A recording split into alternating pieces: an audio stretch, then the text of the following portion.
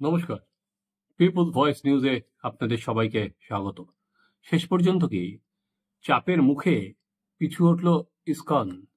না হলে কেন তারা চিন্ময় কৃষ্ণ দাসকে বহিষ্কার করল এবং তার আন্দোলনকে বিপদগামী করল? আজকে বাংলাদেশে তারা সাংবাদিক সম্মেলন করে বলে দিয়েছে যে চিন্ময় প্রভুর যে আন্দোলন তাদের সঙ্গে ইসকনের কোনো সম্পর্ক নেই।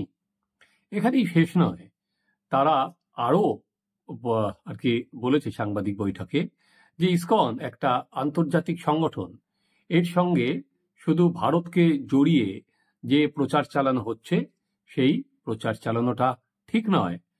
আমরা জানি যে ইসকনকে বাংলাদেশে নিষিদ্ধ করার দাবি উঠেছে এবং সেখানে নিষিদ্ধ করার যে দাবি উঠেছে সেখানে দাঁড়িয়ে যদিও আদালত সেটা করেনি, কিন্তু সেটা ছেড়ে দিয়েছে হচ্ছে যে ইউনূস সরকার তার ওপর।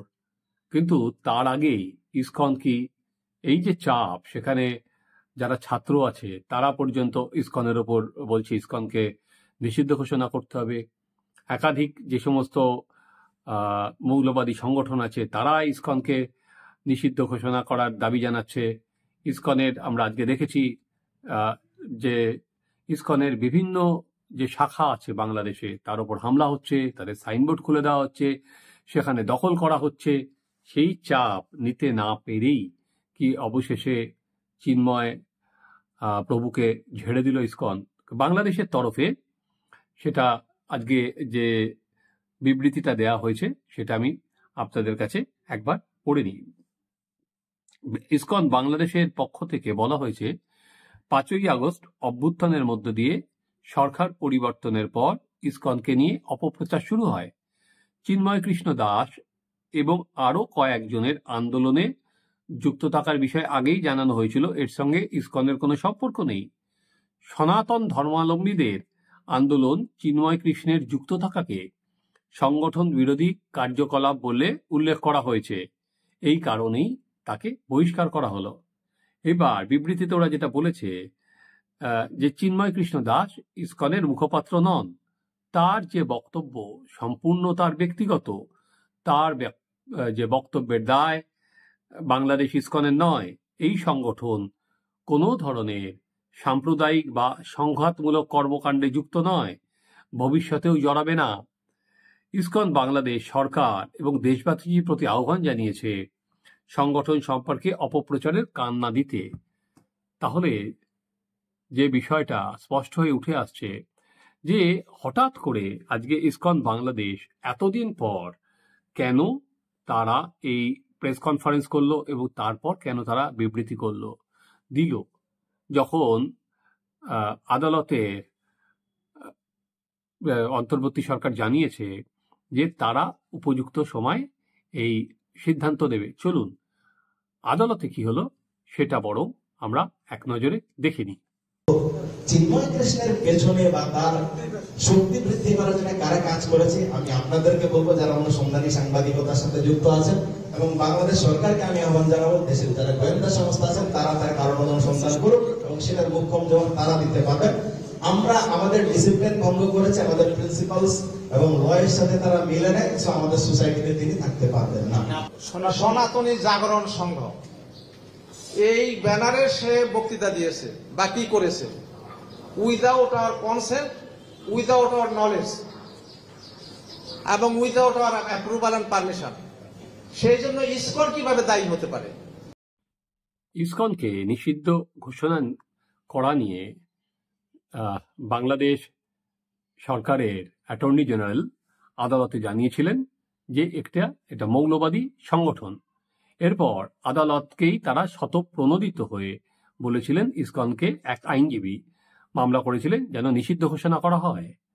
বৃহস্পতিবার আদালত যে রায় দিয়েছে তাতে বলা হয়েছে যে, আমি রায়টা আপনাদের পড়ছি, যে সেখানে দাঁড়িয়ে দ্য ডেইলি স্টারকে উদ্ধৃত করে আমি পড়ছি, যেহেতু সরকার ইতিমধ্যেই ইসকনের বিরুদ্ধে পদক্ষেপ করেছে এবং চট্টগ্রামে আইনজীবী হত্যাকাণ্ডের বিষয়ে ব্যবস্থা নিয়েছে, তারা এ বিষয়ে হস্তক্ষেপ করতে চাইছে না। স্বতঃপ্রণোদিতভাবে ইসকনের বিরুদ্ধে কোনো নির্দেশ তারা দেবে না। ফলে যার ইসকনের বিরুদ্ধে যে মামলা করা হয়েছিল সেটা আদালতে খারিজ হয়ে গেল। ইসকনের বর্তমান কার্যকলাপ সম্পর্কে তাদের বিরুদ্ধে যে সিদ্ধান্ত নিয়েছে সরকার সে বিষয়ে আদালতকে জানাতে বলা হয়েছে। দ্য ডেইলি স্টারের প্রতিবেদন অনুযায়ী বৃহস্পতিবার এই মামলার শুনানি শুরু হয় বিচারপতি ফরাহ মাহবুব ও বিচারপতি দেবাশিস রায়চৌধুরী ডিভিশন বেঞ্চে। আদালতের কাছে ইসকন নিষিদ্ধ করার আবেদন জানায় অ্যাটর্নি জেনারেলের দপ্তর। তখনই আদালত জানায় যে স্বতঃপ্রণোদিত হয়ে তারা কোনো নির্দেশ দেবে না। এবার হাসিনা সরকারের আপনারা আমরা এটা বারবার বলেছি যে হাসিনা সরকারের পতনের পর বেশ কিছু ধর্মীয় সংগঠন মিলে যেটা একটা মঞ্চ তৈরি করেছিল, সনাতনী জাগরণ মঞ্চ। সে মঞ্চের মুখপাত্র হয়েছিলেন হচ্ছে চিন্ময় প্রভু। তার যে মঞ্চ তার মুখপাত্র হয়েছিলেন, তারই ডাকে শহীদ মিনার, চট্টগ্রাম ইত্যাদি নানা এলাকায় সমাবেশে যোগদান হাজার হাজার সংখ্যালঘু। চট্টগ্রামে তার বিরুদ্ধে দেশদ্রোহের মামলা করেছিলেন স্থানীয় এক বিএনপি নেতা। ওই মামলাতেই তাকে গ্রেপ্তার করা হয়েছে।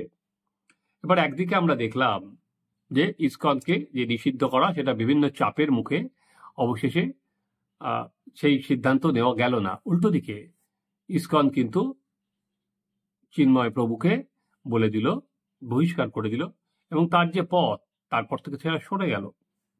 এই অবস্থায় প্রধান যেটা সেটা হচ্ছে ভারত সরকারের ভূমিকা কি হবে।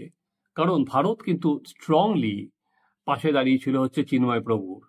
তারা কিন্তু বলেছিল যে চিন্ময় প্রভুকে যেভাবে অ্যারেস্ট করা হয়েছে এবং যেভাবে তাকে জেলে পাঠানো হয়েছে এবং তারপর যেভাবে সংখ্যালঘুদের উপর নির্যাতন চলা হয়েছে সেটা স্ট্রংলি তার কন্ডেম করেছিল ভারত। যদি ইউনিশ সরকার বলেছিল ভারত অপরের বিষয়ে নাক গলাচ্ছে, বৃহস্পতিবার প্রধানমন্ত্রীর দপ্তরে গিয়ে বিদেশমন্ত্রী জয়শঙ্কর অনেকক্ষণ মিটিং করেন। মিটিংয়ের পর কোনো বিবৃতি না এলেও যেটা শোনা যাচ্ছে বাংলাদেশ নিয়ে কথা হয়েছে এবং বাংলাদেশ নিয়ে আগামী সময় কিছুদিন এইবারের যে সংসদ অধিবেশন চলছে সেখানে জয়শঙ্কর কোনো বিবৃতিও দিতে পারেন। কিন্তু ভারত যে স্ট্যান্ড নিয়েছিল সেটা কিন্তু তাদের ফার্ম স্ট্যান্ড তারা বুঝিয়ে দিয়েছিল। কিন্তু ইসকন আজকে কিন্তু সেই চাপের মুখে তারা সরাসরি শুধুমাত্র চিন্ময় প্রভুকে তো ঝেড়েই দিল না, উল্টে তারা বলল যে তারা শুধুমাত্র ভারতের সংগঠন নয়, এটা আন্তর্জাতিক সংগঠন এবং এরা সারা পৃথিবী জুড়ে এরা কাজ করে বেড়ায়, শুধুমাত্র ভারতের মধ্যে এরা সীমাবদ্ধ নয়। দেখা যাক তারা আজকে বাংলাদেশে যে অবস্থান নিল, এরপর বাংলাদেশের মানুষ যেভাবে ইসকনের বিরুদ্ধে পথে নেমেছে, যেভাবে সরাসরি তাদের মারার হুমকি দেওয়া হচ্ছে সন্ন্যাসীদের, আজকেও চিন্ময় মহারাজের পর আরেক মহারাজকেও গ্রেপ্তার করা হয়েছে, সেটাই কি অ্যাটল তাদের ক্ষোভে ইসকনের এই সিদ্ধান্ত, চিন্ময় প্রভুকে বহিষ্কারের সিদ্ধান্ত তাদের ক্ষোভে জল ঢালে? আপনারা দেখুন আমাদের চ্যানেল সাবস্ক্রাইব করুন, আপনাদের মতামত জানান।